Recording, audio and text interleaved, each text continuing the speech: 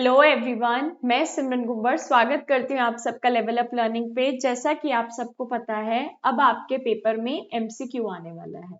हर एक वीडियो में मैं आपको अलग अलग यूनिट्स कवर करवा रही हूँ ताकि आपकी तैयारी अच्छे से हो जाए।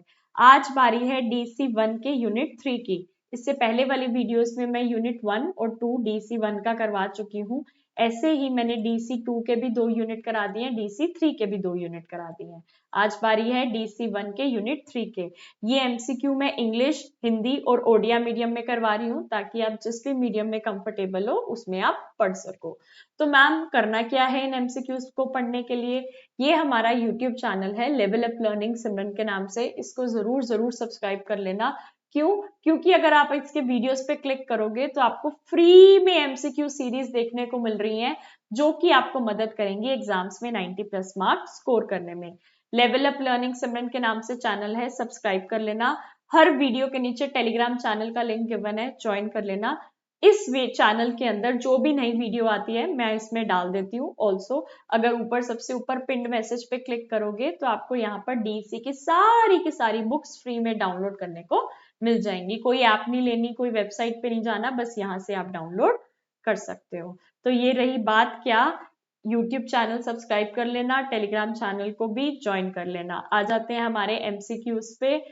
ओके जी, बिना किसी टेंशन के स्टार्ट करते हैं हम हमारी एमसीक्यूज को। एमसीक्यू का पहला क्वेश्चन क्या कहता है? Development generally proceeds from which direction to which direction? विकास सामान्यत किस दिशा से किस दिशा की ओर होता है? ये कह रहे हैं जो हमारा विकास होता है वो किस दिशा से किस दिशा की ओर होता है। ये हमारा डेवलपमेंट का एक प्रिंसिपल है जो कि कहता है कि हमारी डेवलपमेंट सर से पैर की तरफ होती है, यानी कि हेड टू टो होती है। क्या करना है? जहां पे आपको करेक्ट आंसर दिखा उसे टिक करके आगे बढ़ जाना है। तो क्या आपको किसी ऑप्शन में सिर से पैर दिख रहा है? जी हाँ, ये दिख रहा है सिर से पैर, हेड टू टो बिल्कुल करेक्ट आंसर है। कह रहे टो टू हेड, पैर से सिर नहीं, बैक टू फ्रंट नहीं, आउटसाइड टू इनसाइड नहीं। इसका करेक्ट आंसर क्या है? सिर से पैर की तरफ होती है हेड टू टो। अगर हम इसका नाम पूछें तो इसको हम कहते हैं सीफेलोकॉर्डल प्रिंसिपल। ठीक है जी। यूनिट 1 मतलब यूनिट 3 करवा रही हूँ, इसके अंदर जो जो क्वेश्चन करवा रही हूँ इस क्वेश्चन से मिलते जुलते और जितने क्वेश्चंस बन सकते हैं मैं वो भी आपको साथ में कराती रहती हूँ ताकि कोई भी दिक्कत ना आए। हेड टू टो, सिर से पैर की ओर वाले प्रिंसिपल, डेवलपमेंट ऑफ प्रिंसिपल को हम कहते हैं cephalocaudal development, cephalocaudal principle of development. 2 question मैंने आपको समझा दिए। 100 नंबर का पेपर आएगा, 100 आपके एमसीक्यू आएंगे। जितने सही एमसीक्यू करके आओगे उतने आपके मार्क्स आएंगे। मिनिमम 35 वाला पास है। ठीक है जी, बिना किसी टेंशन के आगे बढ़ते हैं। जिस हिसाब से मैं पढ़ा रही हूँ, अगर आपने इन वीडियोस को 2-2 बार भी देखा होगा तो आप अच्छे मार्क्स स्कोर कर पाओगे। आगे बढ़ते हैं दूसरे क्वेश्चन की तरफ। Development occurs from the centre of the body towards the end, what is this called? शरीर से केंद्र के छोरों की ओर विकास होता है, इसे क्या कहते हैं? देखो, एक तो हेड टू टो होता है जिसको हम सीफेलोकॉर्डल डेवलपमेंट कहते हैं। एक होता है सेंटर टू आउटवर्ड। मान लो ये बच्चा है हमारा, अब इसका पहले सेंटर डेवलप होगा, फिर वो आउटवर्ड्स के हाथ पैर डेवलप होंगे जिसको हम कहते हैं प्रोक्सिमो डिस्टल डेवलपमेंट। ये आपको दिख रहा है प्रोक्सिमो डिस्टल, प्रोक्सिमो डिस्टल। जहां बात हो जाए सेंटर टुवर्ड्स द एंड यानी कि केंद्र से बाहर की ओर, प्रोक्सिमो डिस्टल डेवलपमेंट। जहां बात हो जाए हेड टू टो, जहां बात हो जाए हेड टू टो, वहां पे आ जाएगा सीफेलोकॉर्डल। ठीक है जी, बस सही करेक्ट आंसर है। आगे बढ़ते हैं। The process of development from simple to complex is called, क्या कह रहे हैं? सरल से जटिल की ओर विकास की प्रक्रिया को क्या कहा जाता है? अब ये ना एक टेक्निकल वर्ड है, जिस बच्चे को पता है वही आंसर कर सकता है।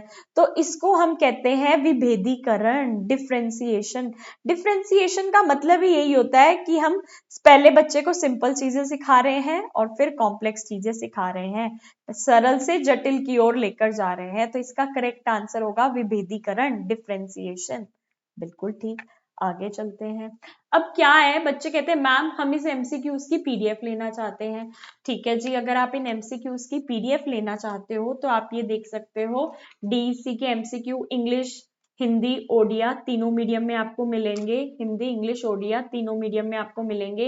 एक एमसीक्यू मतलब एक सब्जेक्ट का एमसीक्यू 100 रुपीज 100 रुपीज 100 रुपीज तीनों सब्जेक्ट्स के आपको 300 में मिल जाएंगे।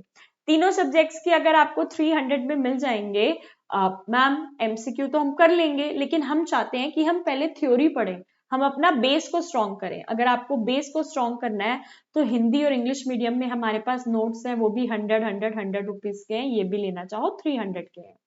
दोनों चीजें लोगे तो 600 होता है, कॉम्बो में आपको कितने की मिल जाएंगी, 550 की मिल जाएंगी।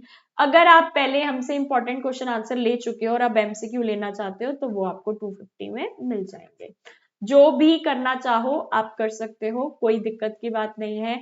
एमसीक्यू सिर्फ लेने हैं 300 में मिल जाएंगे, इंपॉर्टेंट क्वेश्चन आंसर लेने हैं 300 में मिल जाएंगे, कॉम्बो लेना है 550 में मिल जाएगा। पहले इंपॉर्टेंट क्वेश्चन आंसर ले रखे हैं, अब एमसीक्यू लेने हैं 250 में मिल जाएंगे। लेवल अप लर्निंग का कॉन्टेक्ट नंबर ये है, व्हाट्सएप पे मैसेज कर देना क्या कि मैम मुझे जो भी चीज लेनी है उसकी डिटेल्स आपको आ जाएंगी, आप पे करके ले सकते हो। रही बात असाइनमेंट और प्रोजेक्ट की, एक असाइनमेंट 100 रुपीज का है, तीनों असाइनमेंट्स 300 के हैं। कितने के हैं? तीनों असाइनमेंट्स 300 के हैं। प्रोजेक्ट लेना चाहो, new activities, new annexures, fully solved videos नहीं बना पा रहे तो उसका क्या जुगाड़ है, कैसे सबमिट करना है, कैसे एनेक्स्टर फिल होंगे, blank annexure, front page 1 two लेके ऑल सारी चीजें 900 में मिल जाएगा। एमसीक्यू लेना चाहो 300, इंपॉर्टेंट क्वेश्चन आंसर लेना चाहो 300, सारी चीजें कॉम्बो में लोगे तो डिस्काउंट मिल जाएगा।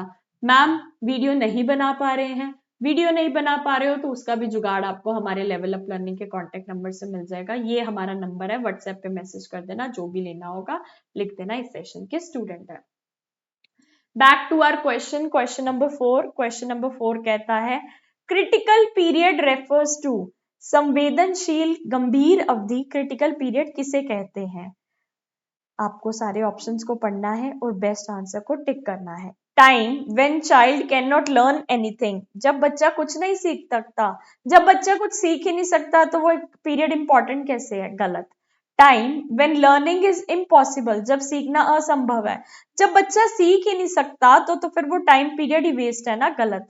Best period for learning a skill, किसी कौशल को सीखने का सर्वश्रेष्ठ समय है, बिल्कुल सही। ये जो हमारा क्रिटिकल पीरियड होता है पैदा होने से लेके 6 साल तक, यूजली ये पैदा होने से लेके 6 साल तक का होता है। इस पीरियड को हम क्रिटिकल पीरियड इसलिए कहते हैं क्योंकि ये एक बेस्ट पीरियड होता है कोई भी नई स्किल को सीखने के लिए। अगर इसमें आप बच्चे को जितनी स्किल सिखाओगे उतना ही बढ़िया है। Time when child is sleeping, जब बच्चा सो रहा है, जब बच्चा सो ही रहा है तो उसमें क्रिटिकल क्या है? ये भी गलत हो गया। तो आपका करेक्ट आंसर क्या है? Best period for learning a skill. आगे चलते हैं, आगे क्या कह रहा है? विच टू फैक्टर्स इन्फ्लुएंस डेवलपमेंट, विकास को प्रभावित करने वाले दो प्रमुख कारक कौन से हैं?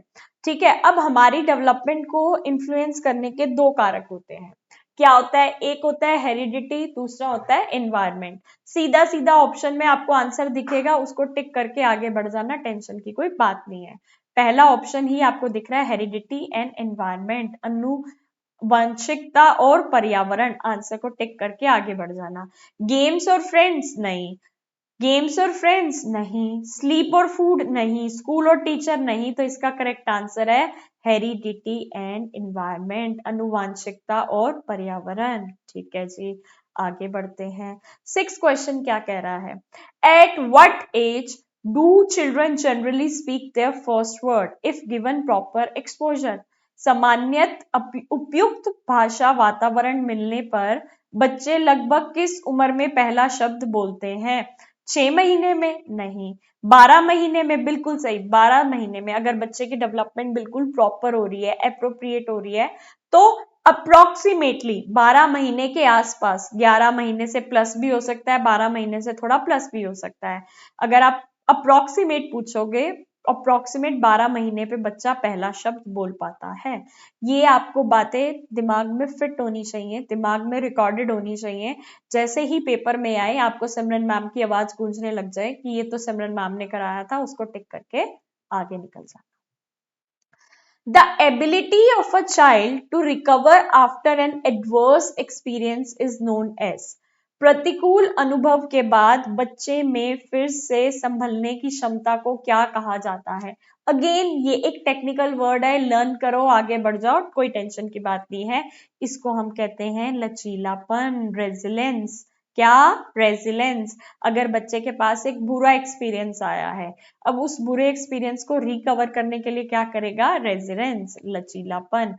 8वां, which example best shows the principle of integration? निम्न में से कौन सा उदाहरण एकीकरण के सिद्धांत को दर्शाता है?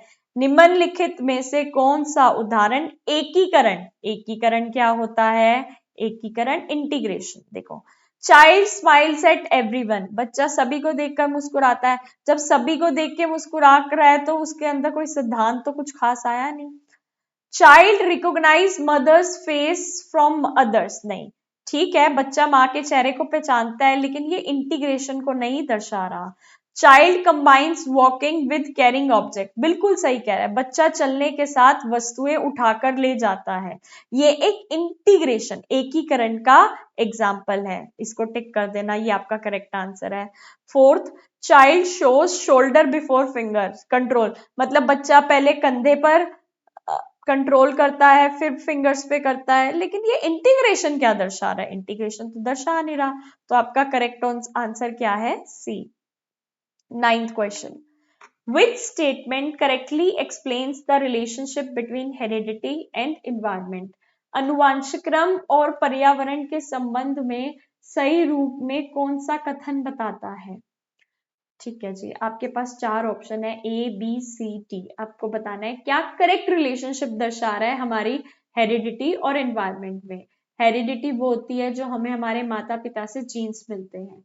एनवायरनमेंट वो होता है जिस एनवायरनमेंट में हम ग्रो कर रहे हैं, चीजों को समझ रहे हैं। ओनली हेरिडिटी इन्फ्लुएंस डेवलपमेंट, केवल अनुवांशक्रम विकास को प्रभावित करता है, गलत। सिर्फ हेरिडिटी नहीं करता, एनवायरनमेंट का भी रोल होता है। ओनली एनवायरनमेंट इन्फ्लुएंस डेवलपमेंट, सिर्फ केवल पर्यावरण का प्रभावित होता है, नहीं, हमारे जीन्स भी इंपैक्ट करते हैं। Heredity and environment both work separately, वंशाक्रम और पर्यावरण अलग अलग प्रभाव डालते हैं, नहीं, गलत, wrong. Development is the result of continuous interaction of heredity and environment.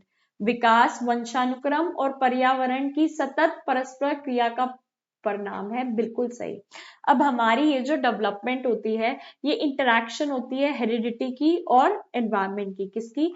Heredity की और एनवायरमेंट की। हेरिडिटी जो हमें हमारे माता पिता से जीन्स मिले हैं, एनवायरमेंट जिस एनवायरमेंट में हम रह रहे हैं उसकी चीजों को सीख रहे हैं, तो क्या है? It is the result of heredity and environment, बिल्कुल सही आंसर है, टिक करके आगे बढ़ जाना है।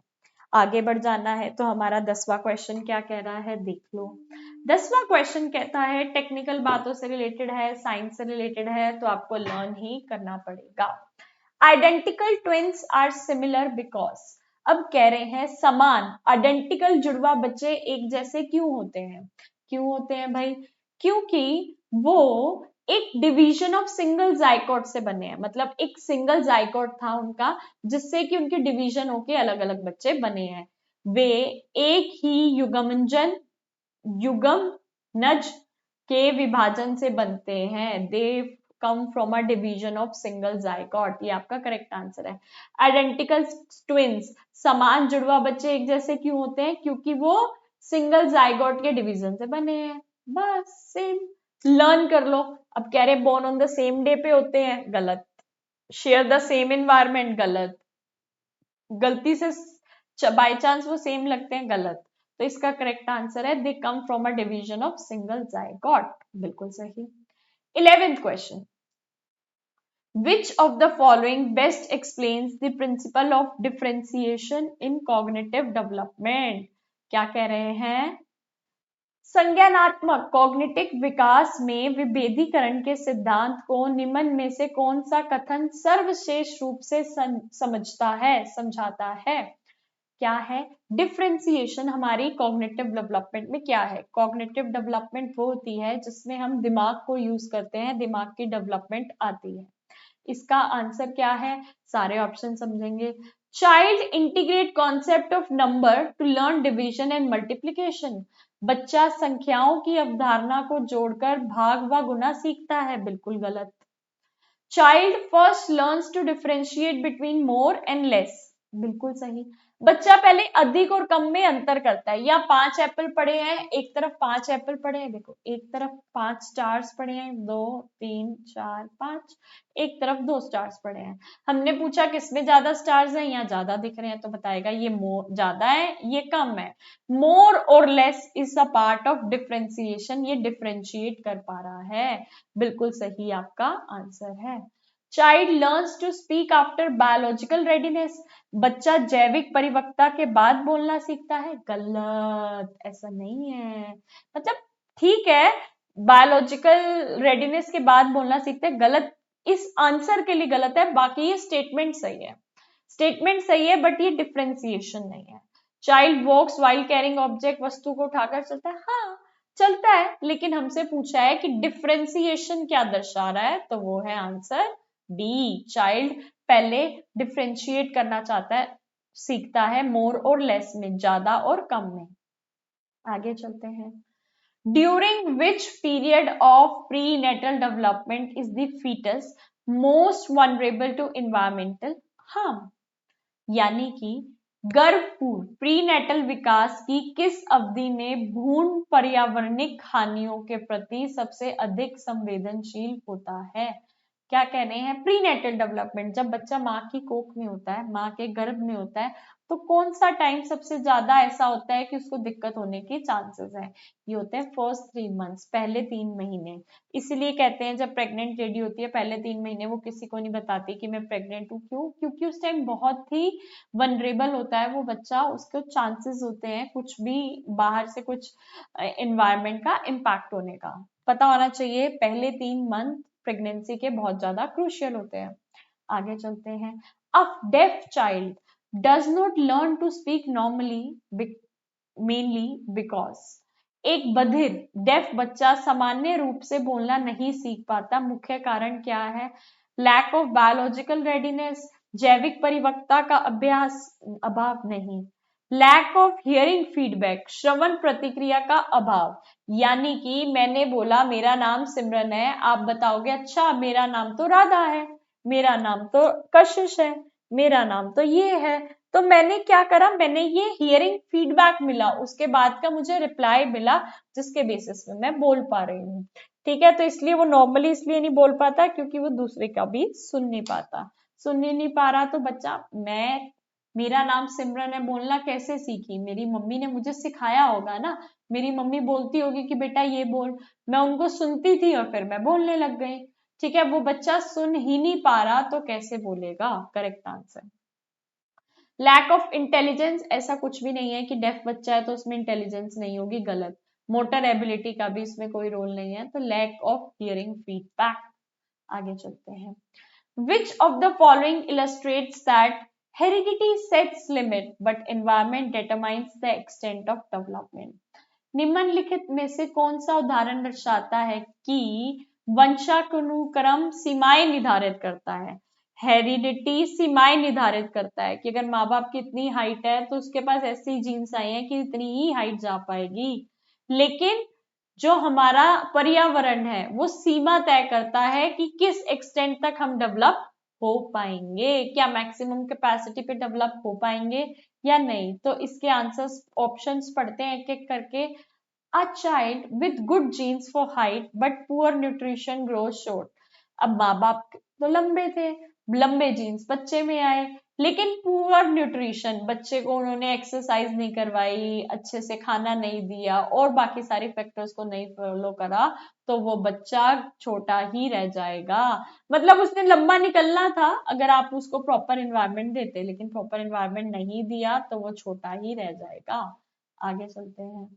All children walk in the same sequence, सभी बच्चे एक ही क्रम में चलना सीखते हैं, गलत। A child learns to smile first, बच्चा पहले मुस्कुराना सीखता है, गलत।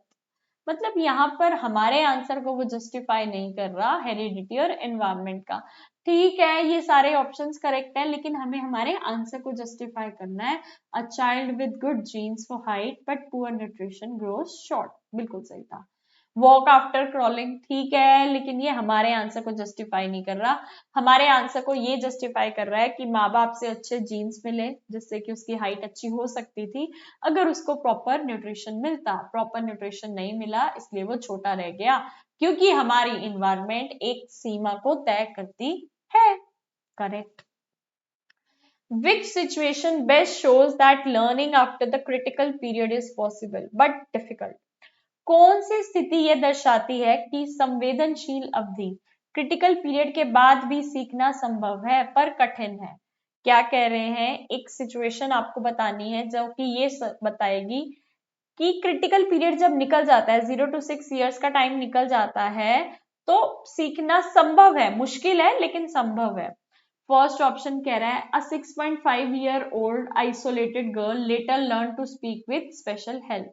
6.5 वर्षीय एकाकी बच्चे ने विशेष सहायता के बाद बोलना सीख लिया।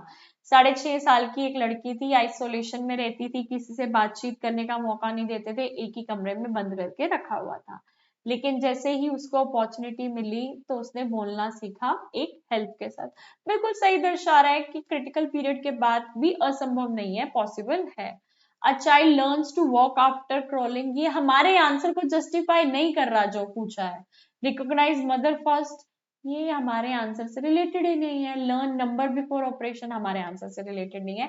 हमारे आंसर से रिलेटेड ये था कि क्रिटिकल पीरियड 0 से लेकर 6 साल तक का होता है, जो कि खत्म हो गया है 6.5 साल के बच्चे के लिए।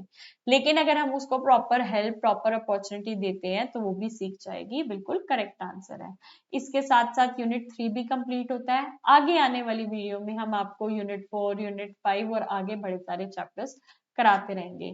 ऐसे ही हम DC2 के भी सारे MCQs आपको करवा रहे हैं, DC3 के भी आपको सारे MCQs करवा रहे हैं। तो आपको करना क्या है, मैम PDF लेना चाहते हैं, पर सब्जेक्ट, ये देखो, पर सब्जेक्ट 100 रुपीज, तीनों सब्जेक्ट 300 के आपको MCQs मिल जाएंगे। इंपॉर्टेंट क्वेश्चन आंसर लेना चाहते हो कि मैम हम तो बेस सेट करना चाहते हैं, वो भी 300 के मिल जाएंगे। दोनों लोगे 550 के मिल जाएंगे। पहले इंपॉर्टेंट क्वेश्चन आंसर ले रखे हैं, अब MCQ लेने हैं, 250 में मिल जाएंगे। ठीक है जी। लेना किस पे है, लेवल अप लर्निंग का कॉन्टेक्ट नंबर शेयर हो रहा है, इसके व्हाट्सएप पे मैसेज करना, जो भी लेना है ले सकते हो। 90+ मार्क्स जरूर आएंगे अगर आप इन्हें सच्चे दिल से पढ़ोगे। मैंने पूरे के पूरे सिलेबस के जितने बेस्ट क्वेश्चन बन सकते थे सब डाले हैं। अगर आप और कुछ असाइनमेंट, प्रोजेक्ट लेना चाहो, वीडियो नहीं बना पा रहे हो, उसका जुगाड़ पूछना चाहो, लेवल अप लर्निंग के कॉन्टेक्ट नंबर पे इस पे कॉन्टेक्ट कर लेना।